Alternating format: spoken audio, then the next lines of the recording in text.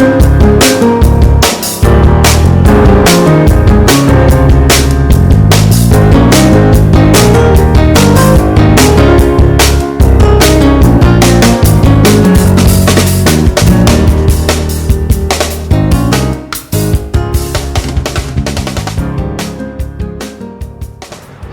welcome all you in my ongoing lecture series of matrix methods in geometrical optics. Up till now I have covered a lot of lectures on this series. As I have remembered, the last lectures was dedicated to how we can generate the matrix system for a complex arrangement of optical instruments. Like if there are multiple lenses and mirrors are combined in the optical arrangement, then how we can realize the system matrix for that particular case. Now in this lecture I am confining my lecture to realize the applications of matrix methods in geometrical optics.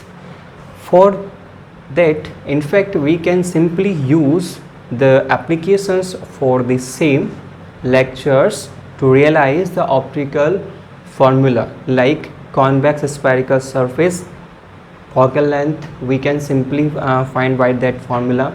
Also we can get the refraction formula for the convex concave spherical surface. Also in addition we can also get the formula for lens making, which is simply known as lens maker formula. Also we can just categorize the relation between the thick or thin lens, as well as if two lenses are separating from each other with something distance, then what should be the relationship between the focal length of the two different convex or concave spherical surfaces. So let us first start the first application of this series, that is, so this lecture is about application of matrix methods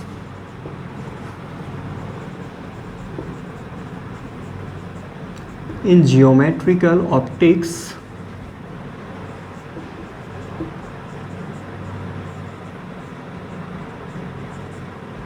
okay. So first application is just the refraction for convex spherical surface. You can also get the refraction for convex spherical surface as well as the concave spherical surface by this method. Why? Matrix methods of geometrical optics.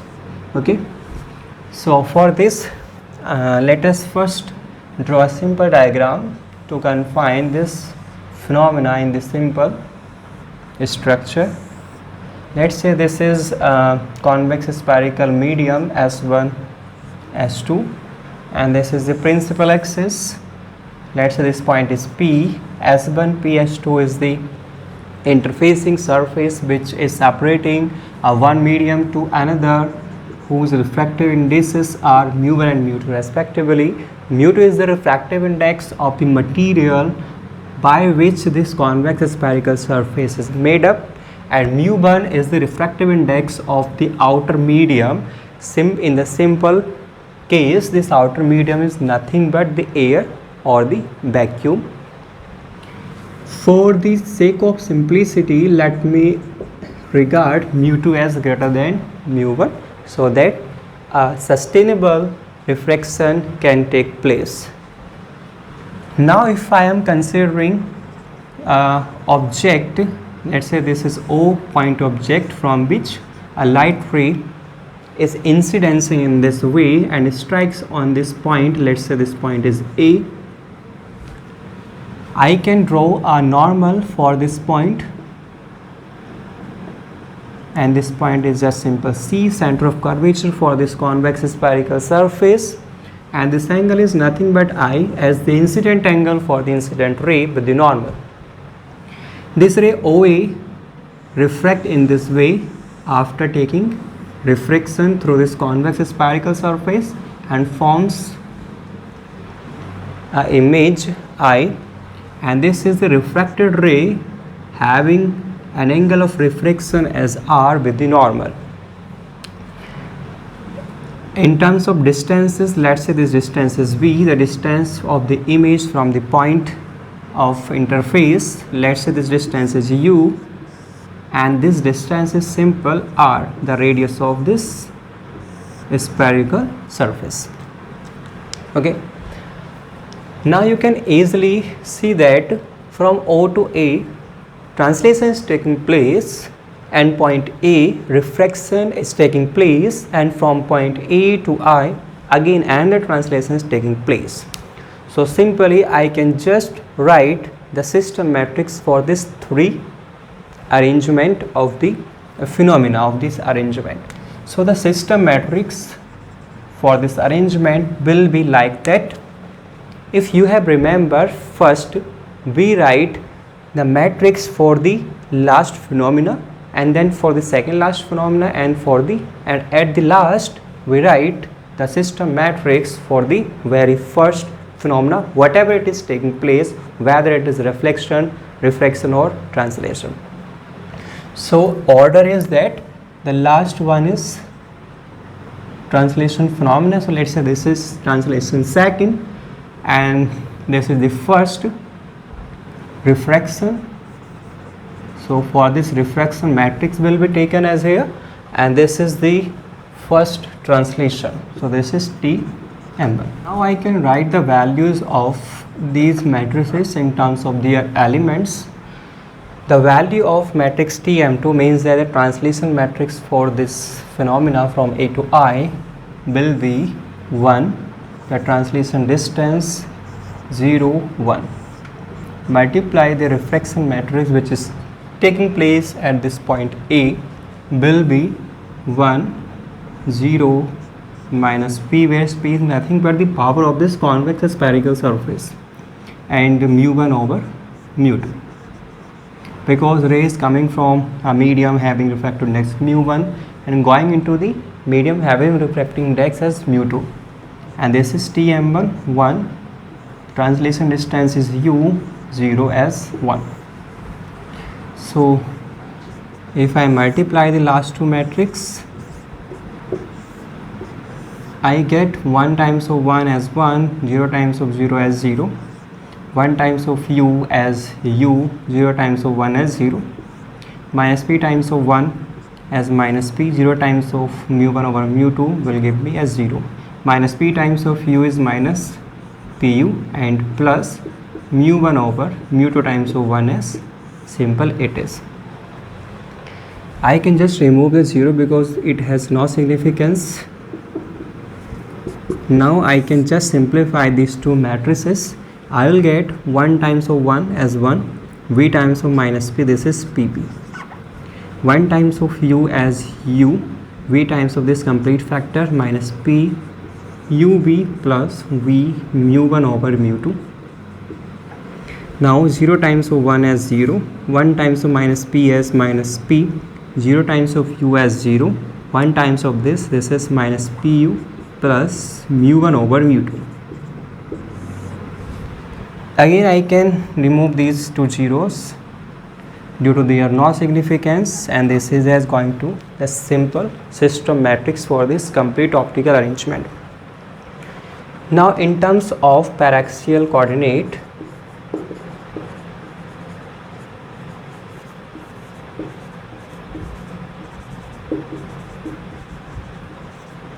rays coordinates,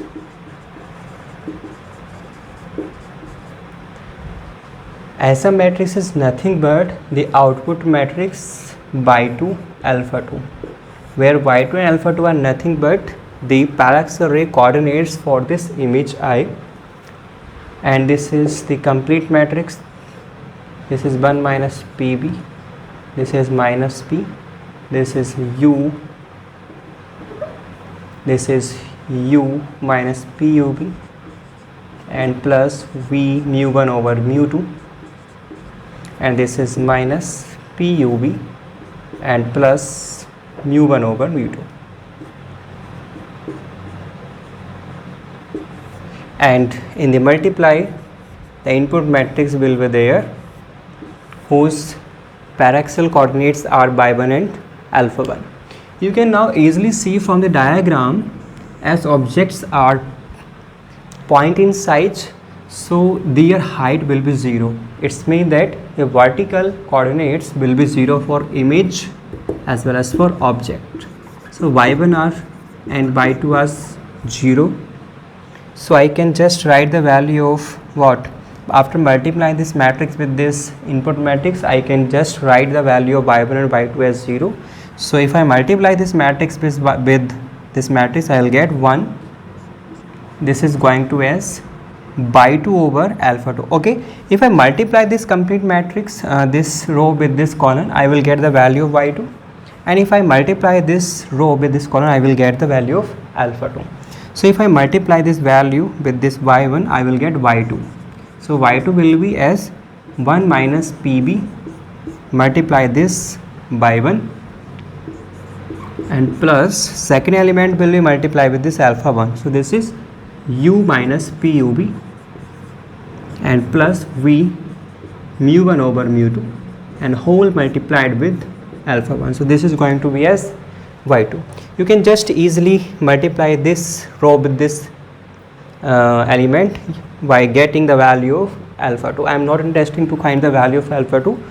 My purpose is to find only the value of y2 here. So as I can write this, I can use this phenomena or this consideration in this equation. I will get this factor as 0 here and also this factor is 0. So this complete factor will not be survive. This factor only be there. So minus u pu plus b mu1 over mu2 times of alpha equals to 0. Okay, now I can take just simple LCM. So this will be u mu2 minus p ub mu2 and plus v mu1 over mu2 as equals to 0. So according to algebra, this mu2 will not be 0 but going to the multiply of 0. So now I can just simplify this equation by dividing the complete equation by ub. So I will get, by dividing this complete equation by ub, I will get from here mu2 over v minus p mu2 and plus here mu1 over this is here just u